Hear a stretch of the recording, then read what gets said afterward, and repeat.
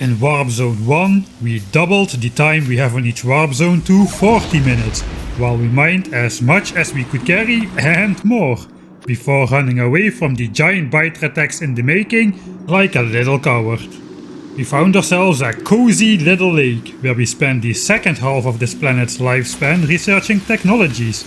Among others, some cool new upgrades to our warp platform. We can now go downstairs to the warp factory floor and quick travel back and forth with the teleporter gate. Let's see what we can do with our new toys. Well, to start off, we are going to take maximum advantage of the reset of the biter pressure curve that each new planet seems to give you. So we are going to mine as hard as we can, as quick as we can. And we are going to use all 100 burner miners to do so. On this planet, all 3 ore patches are overlapping each other, which is both a blessing and a curse.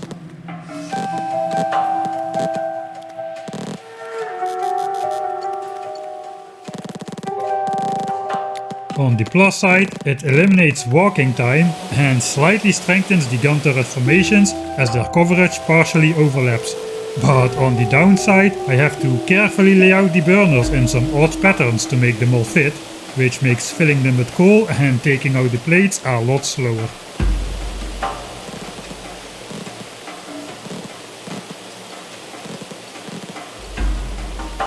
Anyway, with 40 miners on coal, 40 miners on iron and 20 miners on copper, I believe we might even be outpolluting the warp platform itself, if only for a short little while. The attacks have started to come in though, so we spread out 30 gun turrets for our defense. With the new bullet damage upgrade we researched in the last warp zone, we should be killing biters 25% faster and 25% cheaper. All the while we are smelting metal plates 25% faster thanks to the new mining productivity upgrades.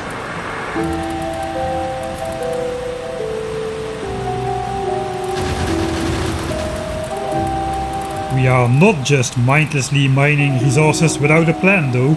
Our goal is to obtain at least 6,000 iron and 2,000 copper and a couple of chests of coal.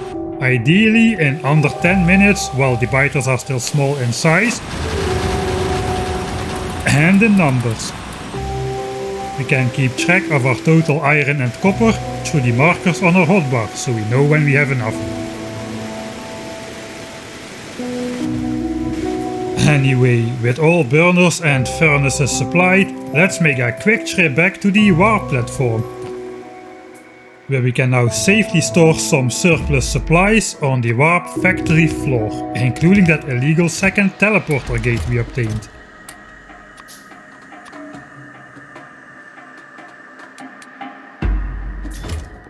Our inventory will still fill up with plates quickly though, so we need to start storing stuff in the handcrafting queue. We are going to have to do that with surgical precision though, so we can keep accurate track of the full amount of resources we have mined.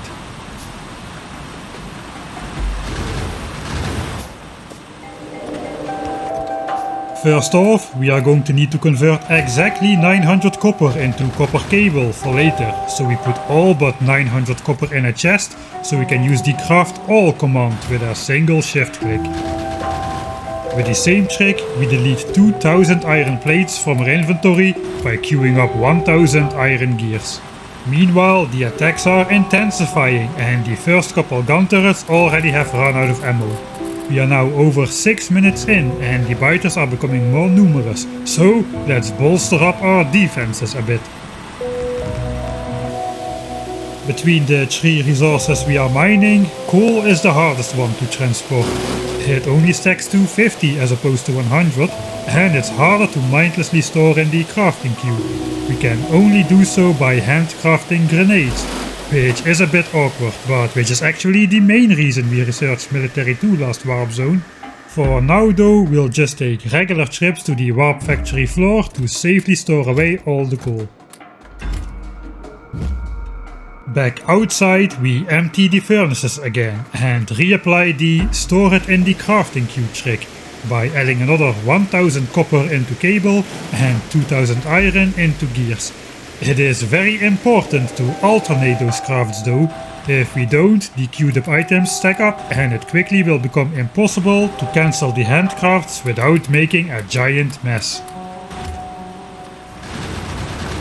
Anyway, with 4000 iron and nearly 2000 copper stored up in the crafting queue, it seems we are well on our way towards our goals, but we also have less than 2 minutes remaining of the 10 minutes we allocated ourselves as mining time. It is important to not mine for too long, as we need a lot of time to complete over 1000 science packs worth of research, and by now both the cheap and the fast technologies have mostly dried up.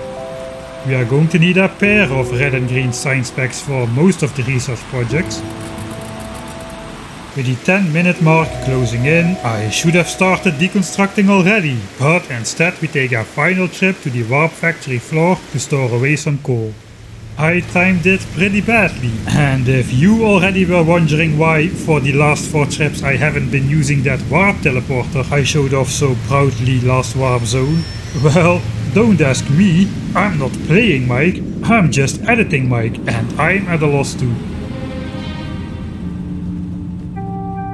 So, instead of being done with deconstructing at the 30-minute mark, we are only just starting the process. But hey, at least we can see the effects of the fine-tuned mining productivity level 3 we went for last episode. With the burners running at 104% capacity compared to the furnaces have been smelting non-stop, while only 5 extra unsmelted ore has piled up, which is little enough so that the furnaces can finish the smelting while we take down all the miners first. If we had been too greedy and researched all 5 levels of mining productivity, the furnaces would have been crammed full with a whole stack of unsmelted ore each. Since we cannot realistically carry much ore, we would have been forced to just stand around and lose even more time, while the furnaces take minutes to finish smelting up. Either that, or we would just need to cut our losses and leave behind the furnaces filled with coal and ore as a toy for the biters to demolish.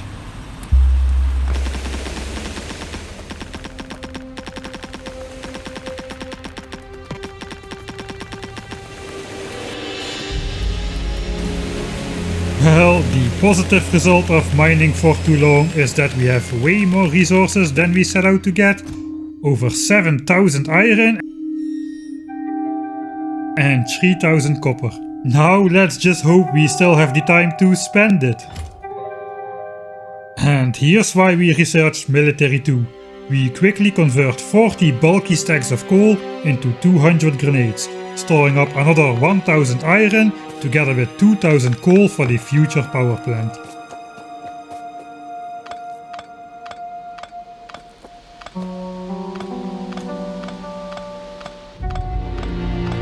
And with our inventory being comfortably just over half full again, we can now pick up the gun turrets.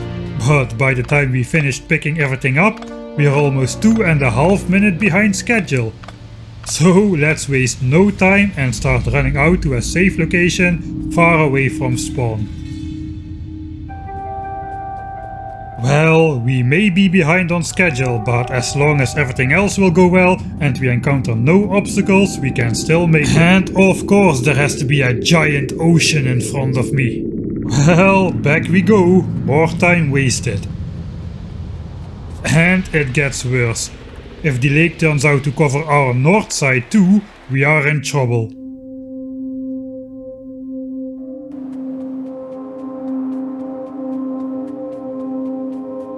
Fortunately, the waterfront recedes shortly after, but there's a biter base in the way.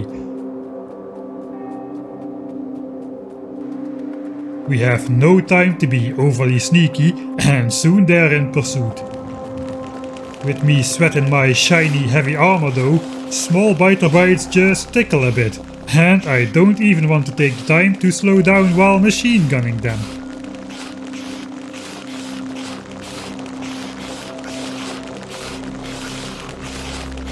You know what, I'll just toss a grenade over my shoulder to insta-kill them without ever missing a pace.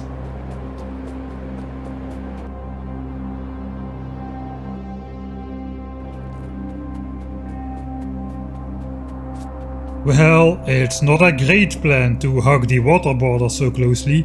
We could easily get stuck between a rock and a hard place, or in this case a big biter base wedged between the ocean and the cliffs. My original plan was to run out much further and find a new lake much further away from spawn, but with all the time loss, I feel I cannot afford to take the risk of not finding a new lake in time. So we'll hug the back of this lake instead, hoping to find a large enough area next to the lake without forests or cliffs blocking our way. And this spot here will have to do. It's not much and it's dangerously close to our warp platform's pollution cloud, but at least the cliffs and the forest will cause some natural bottlenecks should we get attacked later on.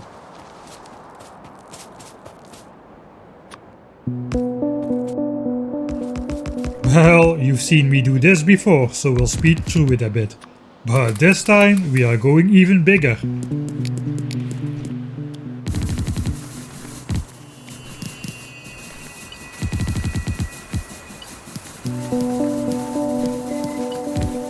After carefully cancelling the handcrafting queue and doing some awkward chest shenanigans,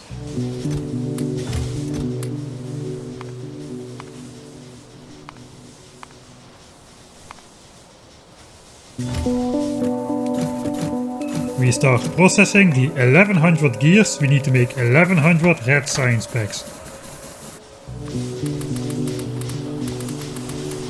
We meanwhile expanded to 40 labs and 40 assemblers, so we're going for a big ass 10 assembler wide 40 lab setup, which will get us through a whole slew of technologies fast, hopefully.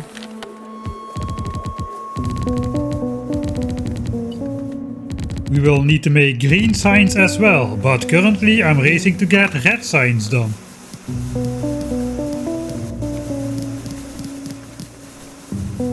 We need each assembler to make a full 100 red science packs, which will take it about 17 minutes if all goes perfectly.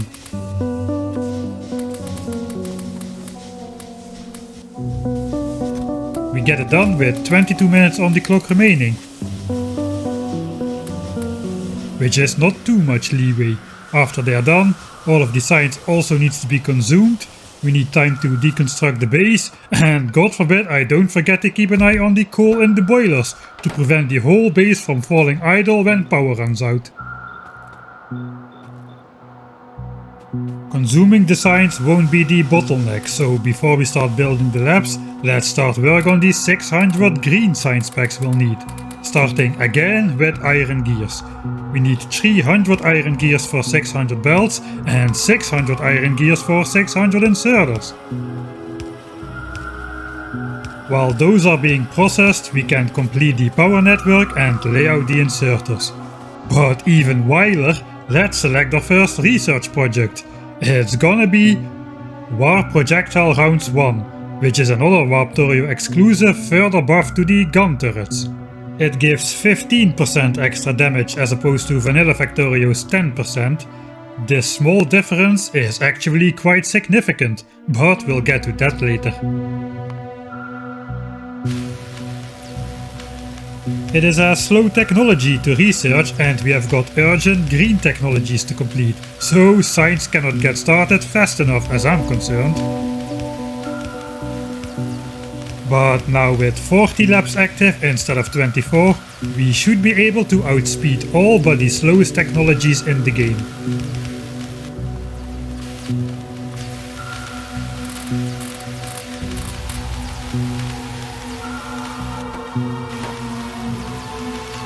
Do you still remember our first handcraft was 9 stacks of copper into cable instead of 10? Well, that's because we require 9 stacks of copper wire to be turned into the 600 green circuits we need for the inserters for green science. We actually completed all of those 1800 copper cables as handcrafts.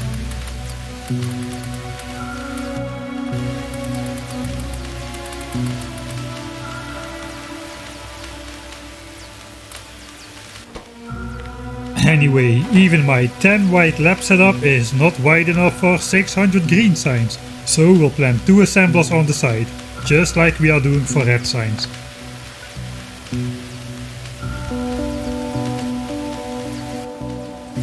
During my test runs I forgot to fill the boilers more times than I'd like to admit, so to overcompensate I will now waste extra time refilling them too often instead. Now that's how you don't do it.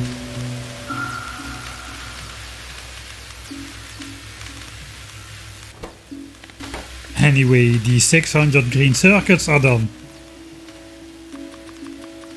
So we can finally start on the final green science ingredients, inserters and belts.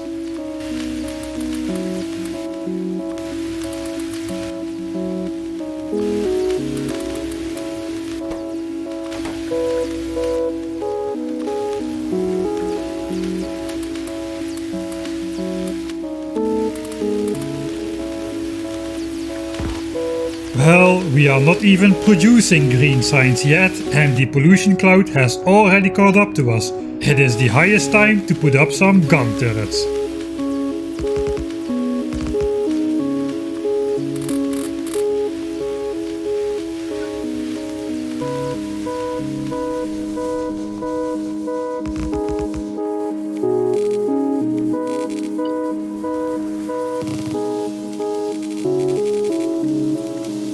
The belts are all done, so we can lay out the final green science assembler array.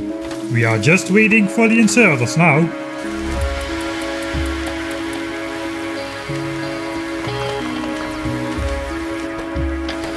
In the meantime, let's watch why warp damage 1 makes such a big difference. It will bump up the bonus damage from the current 10% to 25%. Remember that gun turrets get the bonus applied twice, so they now will get over 50% bonus damage. That means the new damage crosses over the threshold of 7.5 damage.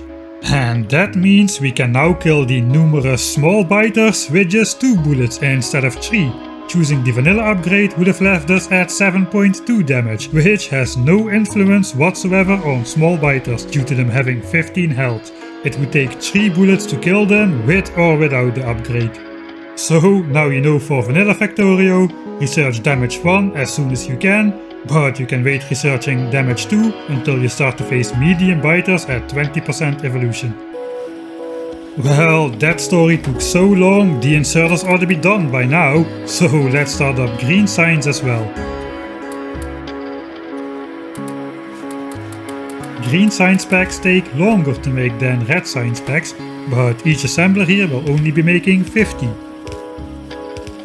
And we get all science assemblers started a full 5 minutes after starting off red science, with 17 minutes remaining on the clock. That means the green science assemblers should be done before the red science assemblers.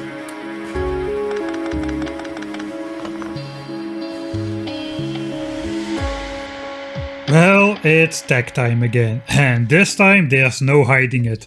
We are going straight for the car. You may think my strategy is cowardly already, but trust me, you haven't seen nothing yet. We are going to reach whole new levels of cowardness before this playthrough is over. Anyway, I remember I do have the warp teleporter all of a sudden. And indeed, we do not need the car to get us home in time, but it will be very useful to explore new terrain. Remember that we jump to a completely new, unexplored world with every warp. The car will be invaluable in exploration and locating resources fast.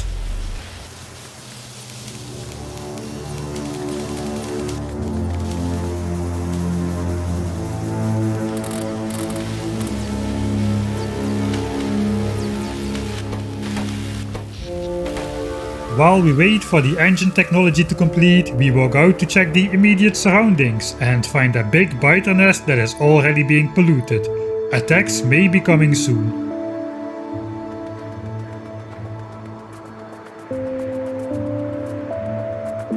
Anyway, we make sure to be back as soon as the engine tech completes, as engines are the bane of my existence. They cannot be handcrafted for some reason.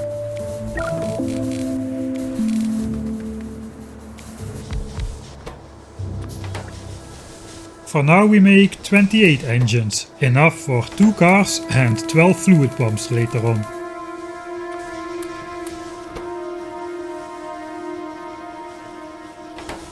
You may have noticed my sign setup is not really ideal.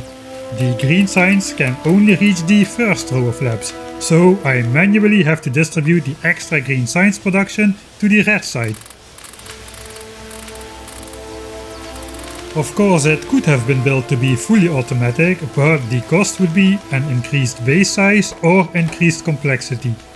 A double-sized base would have not fitted here, and since we rely on very accurate hand-fed assemblers to make exactly the right amount of things with our limited resources, we cannot afford to lose track of what we're making, so I chose simplicity over full automation.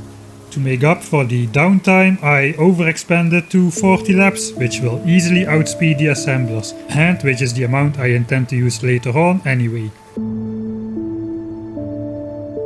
Well, we still have almost 15 minutes to go, and the warp platform's pollution already starts to be quite severe in this area.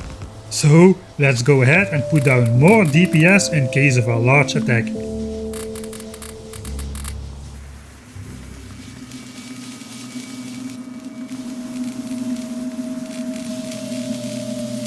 I keep doing these quick warps back to the warp platform to see if this area is still clear. At some point, the biters will start finding their way to the platform even if you don't build anything there, and from that point on, the warp platform will be swarming in biters all of the time. Anyway, now that the warp platform is still clear of biters, we decide to bring home the remaining coal, and I'm pleased to see we already have 3 chests full of coal stored at the base. Those are definitely going to come in handy later. Well, there's not much else to do until Logistics 2 and Automobilism completes. We just need to keep the labs active.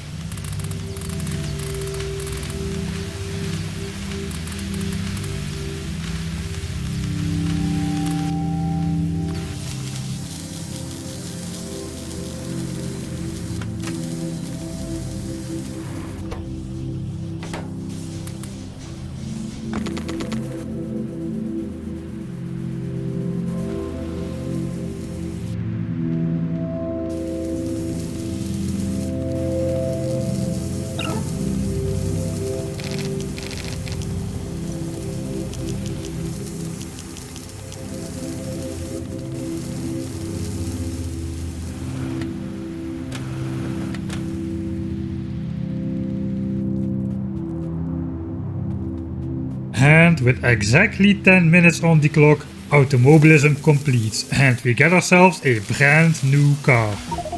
Oh yeah! But first it's time for Tech Time 2. We already unlocked the Warp Factory floor, but it doesn't stop there. There's 2 more levels down to unlock, the Harvester floor and the Boiler room. But the thing we are really after is the deployable harvester platform, which we'll get to later. We finish off the list with Automation 2, a quick to research technology that will quickly consume the last produced science packs before we need to pack up and return home. It also unlocks the chance of finding the relatively expensive blue assemblers in loot chests, because oh yeah, now that we have a car, we can explore vast amounts of land easily. And finding loot chests becomes a relatively reliable part of our strategy.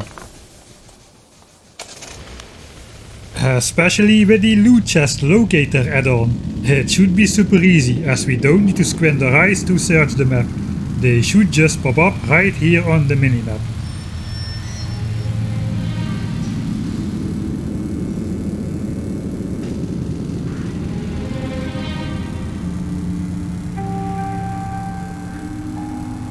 Well, I guess we are a bit unlucky as we haven't found any just yet. I'm sure we'll find a couple soon though. Right? Right?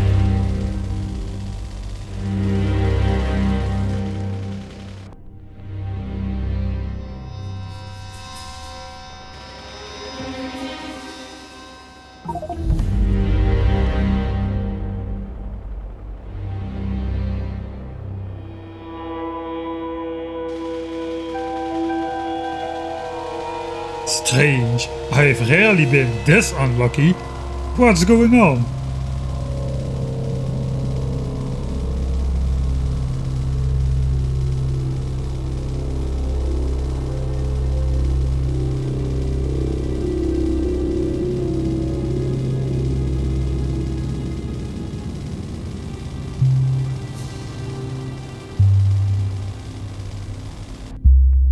Hey, eventually we find one, but somehow it's not marked on the map.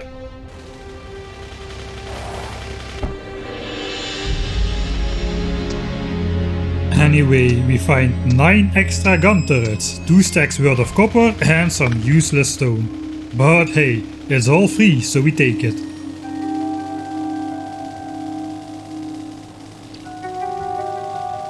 Whoops! We gotta be careful in triggering any biter swarms from the nests. Sure, we are faster in the car, but not if we crash into a rock, we're not. And that's usually a death sentence at this evolution rate.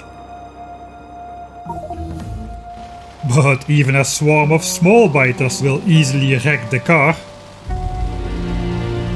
Well, I keep being confused about why the loot chests don't appear on the map. But as the last red signs only tag completes, we need to return to the base to distribute the produced green signs to the labs after just finding one measly loot chest. Oh well.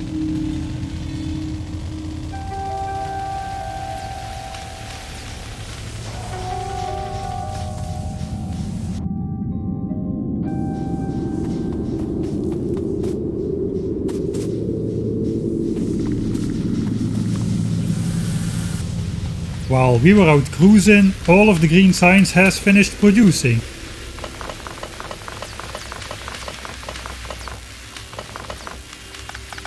So we just need to distribute it to the furthest labs only once.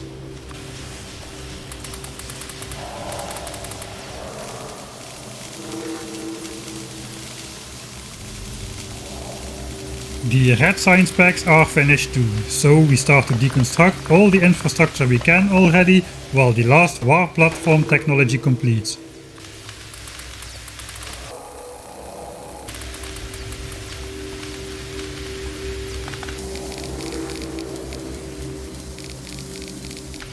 The last warp platform technology completes.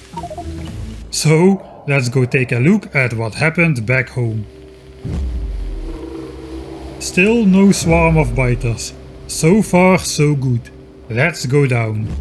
A new stairs has appeared on the factory floor, which takes us down to the tiny harvester floor. And we can go down once more to the boiler basement, the final floor to have unlocked for the rest of the game.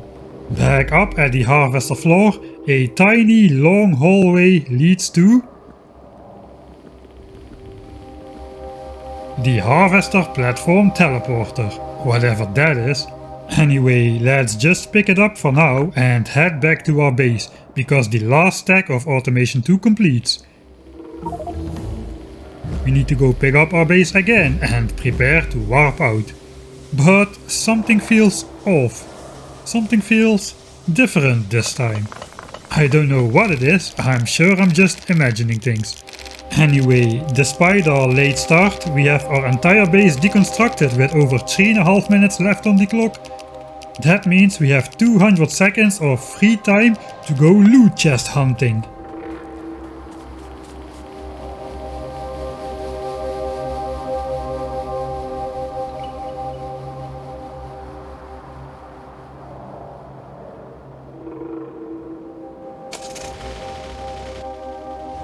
We drive and we drive and we drive and we drive, but we find nothing.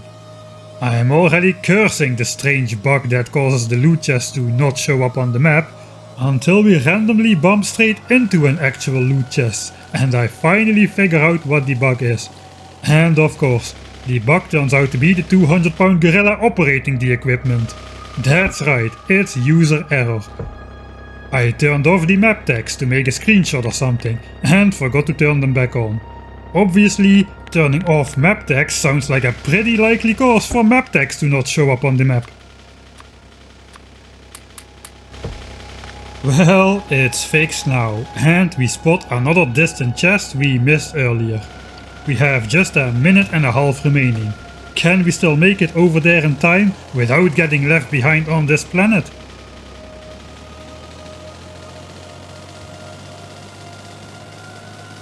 Well, if it's up to this evil forest hiding another loot chest, we shall fail. It's like living one of those nightmares where you want to run away, but somehow you can't. Except here I actually am that clumsy. Eventually we get the chest, but we lost precious time. The evil forest spawns a giant cliff and decides to block us some more with straggler trees.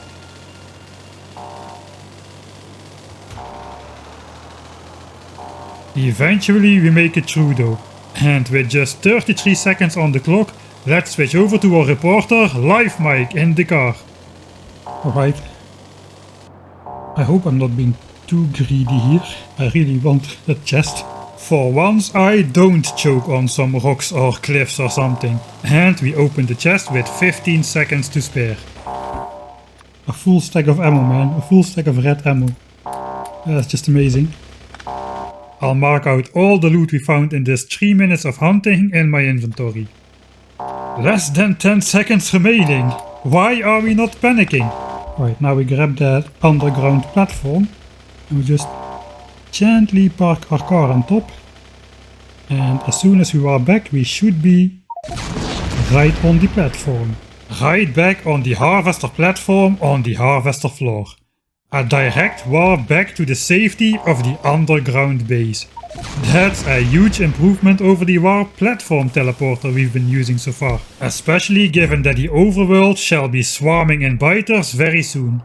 Anyway, we ended up on a new type of planet it seems.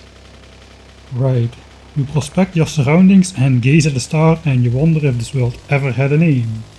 That is a new message. Okay, I need to do some inventory management. Yeah, the disadvantage of the loot chest is they clutter up your inventory. So you can carry that here, we won't need all that ammo. I need a lot of coal, so let's put copper and iron away. Yeah, coal and... Whoa! It was at this very moment he knew he was fucked. Next time. Well,